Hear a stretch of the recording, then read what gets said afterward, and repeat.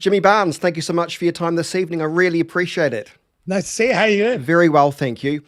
I was watching another interview you did recently where you said that you kind of enjoyed the time away because of the pandemic after touring for 5 years. When you look back now, did you actually enjoy the break away from the stage? Well, you know what? It was something I wouldn't have done had it not been for the pandemic. You know, I mean, I'm one of the, I've toured relentlessly for 40 years. And so, it took me about 3 months of sitting at home going crazy until we're settled down, and I started to go, oh, it's nice. This is where I live. you know, so we got to spend time at home with my wife. It was just us here. It was really calm. I wrote a book. I recorded 3 records. So when I say I had a break, I wrote a kid's book. I've started writing a fiction book. I wrote a cookbook, and I made 3 albums. So it really wasn't a break. And plus, Jane and I recorded 300 songs for social media.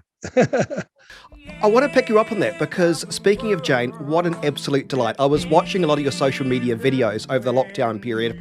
It really is a beautiful connection, and I was actually more interested in seeing the connection you have with your wife than listening to some of your songs. Did you have to twist Jane's arm to front some of the videos? Oh, absolutely. No. See, Jane, what happened was Jane's very industrious girl. She was sitting there, when we first realized we're going to be locked down. Jane said, "Let's not waste the time. I'm going to learn guitar." And I'm going, "Okay, I'll learn bagpipes." so I started learning very bad bagpipes, by the way. But she started, and she would practice for hours every day playing the guitar. And so at the end of each day, she'd say, "Oh, look, I've learned this song, and it's sounds good." And I said, "Well, let's just we'll record it." So I'd get my phone up. There's nothing high tech about us, by the way, Chris. We'd have the phone leaning against books and things, and then we'd record a song, and I just thought, oh, these are cute, we'll put it up. I thought a couple of my friends would see it and see Jane playing guitar. Ended up, we had tens of millions of people watching them, and as you said, I think the connection was much more to watching Jane and just to the joy of music that she, the way she just loved playing, and she loved having me sing with her, and we'd be singing Doris Day songs, for Christ's sake, and we did one in 1 week. I think we did Metallica and Doris Day. So it shows you the sort of the variety of songs we were playing. But it was just great fun. And people were all the people writing in on social media, all the comments were getting, "Oh, look at Jane, she loves you so much," and I love it. But I've made jokes about it, but it's true. There was times where, like any couple, we're here. If I'd have turned the camera on a minute earlier, you would have seen her. She wanted to kill me. By the way, did you warm up like I've seen you do, where you do those horrendous shrieks? Nah, no, we didn't do that much. I do that, but normally I do that when I'm on tour, because I'll tell you what happens. Once I've done a couple of shows, it sort of gets, you get calluses, it gets tough. So if you're a bit hoarse and you're going in to do a live show and you're going to start the show with a big screaming song, you've got to warm it up and scream.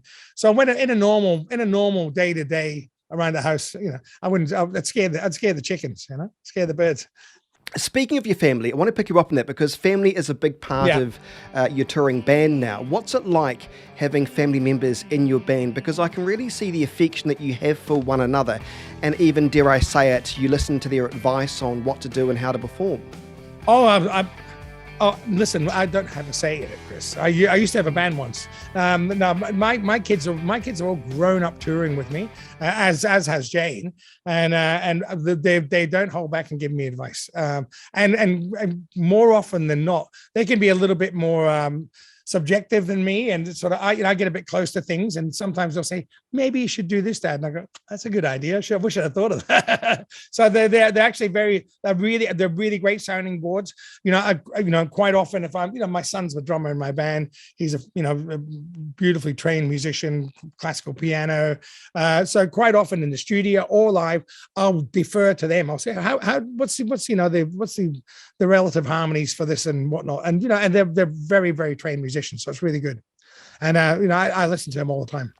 I was listening to your albums over the years, and one thing that became really clear, and this is probably a testament to your popularity, is that your songs, they don't age, they don't date, which I suppose is why you can be still proud of the likes of Soul Deep. And I know that you said recently you made that album for all the right reasons, and I wondered what you meant by that, all the right reasons.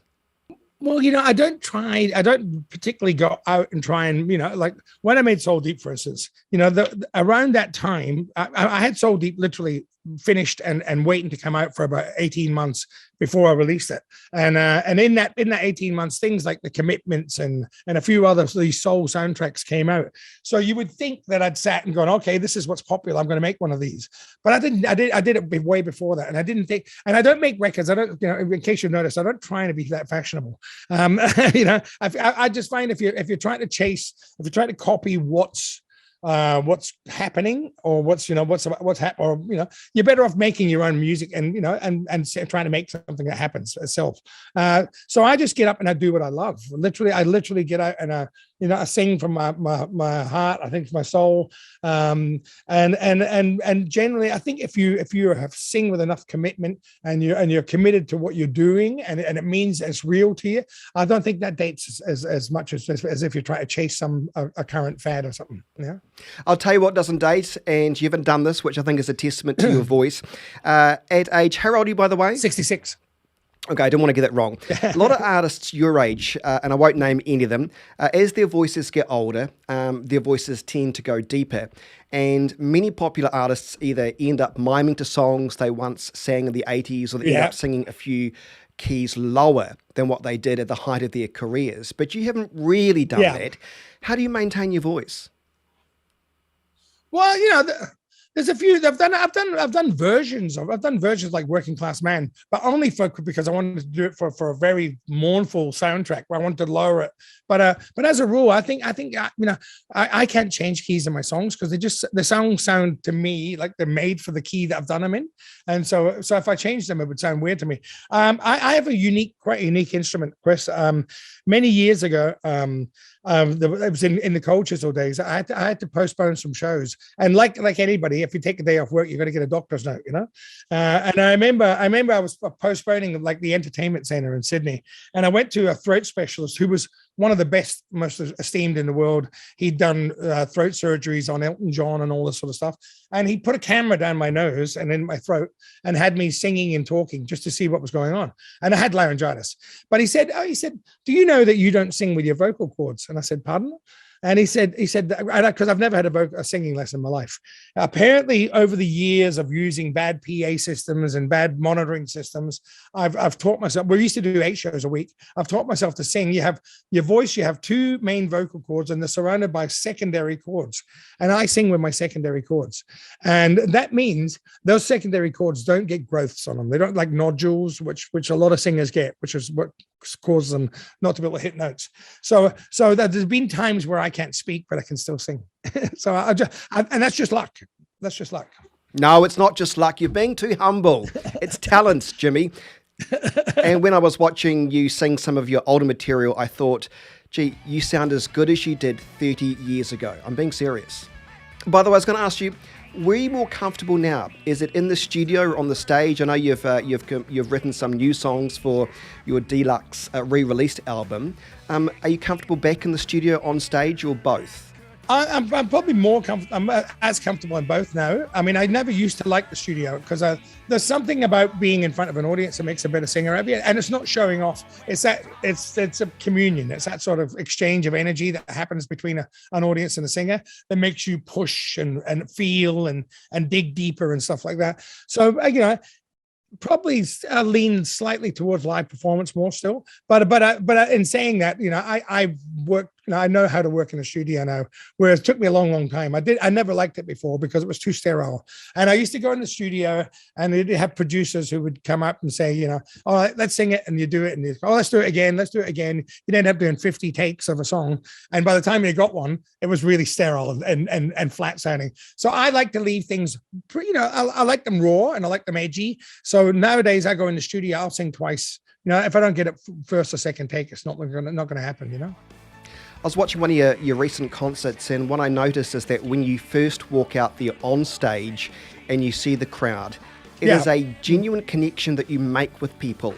It's like you're going to say g'day to your old mates, and you can't manufacture that. That's a genuine love that you have for your fans and the audience, and that's why you continue to perform, isn't it? Yeah, well, and when let's face it, literally, I've toured now for 50 years, more than 50 years, and most of those people out there, at some point, I've either terrorized them before, or sang to them, or visited them, or fallen over on them. So there is a very strong emotional connection to my audience, and people come, more people, you hear about rock singers and stuff getting stopped in the street, mobbed and all that sort of stuff. People stop me because they think they're my mates, Then people seem to feel connected to me. I think because I've always been pretty honest. I've always laid it out there. I don't have security to keep people away from me. I used to have security to keep me away from people because I was a bit dangerous. So I just feel like I'm just like anybody else in the audience. I love music, and I just happen to be the one up there trying to deliver it. So that's the connection. I think we're all the same. We're just trying, and I'm trying to sing from here and connect with someone in their heart. So that's basically what happens, and I think it was worked for me. I don't know. You're looking forward to New Zealand? I was just trying to remember the last time you were here. I think you were supposed to be here recently, but COVID got in the way. Yeah, the last time I was there was shutting down our town tour, I think 2019, September. And I always love playing in New Zealand. I've been booked to come twice now since then. And obviously the COVID travel restrictions and all that. And the very last one I was booked to come, the tour was sold out. And we're looking at it, they're going, no, it's not going to happen. It's not going to happen. Canceled the dates. And then 2 days later, they opened up. So it was like, I was really pissed off about it. I was really bummed out. But it doesn't matter what they do this time. I'm coming anyway. They're not going to stop me this time. I love playing in New Zealand. There's a particular connection with soul in New Zealand that I'd like. I know how much soul music means in New Zealand. So I'm really looking forward to bringing Soul Deep out there. It's going to be really special. Well, we are so looking forward to having you in Christchurch at the Christchurch Arena next month, and we'll put all the details on my Facebook page where to get your tickets. Jimmy Barnes, it is so nice to speak with you. I wish you well. Congratulations on your never-ending success, and we look forward to, I won't say rocking, but I'll be there hopping along. Souling. Souling. That's it, souling. Anyway, nice to talk to you, Chris. All the best, mate. Jimmy Barnes, thank you so much for your time this buddy. evening. I really appreciate it. See you, mate.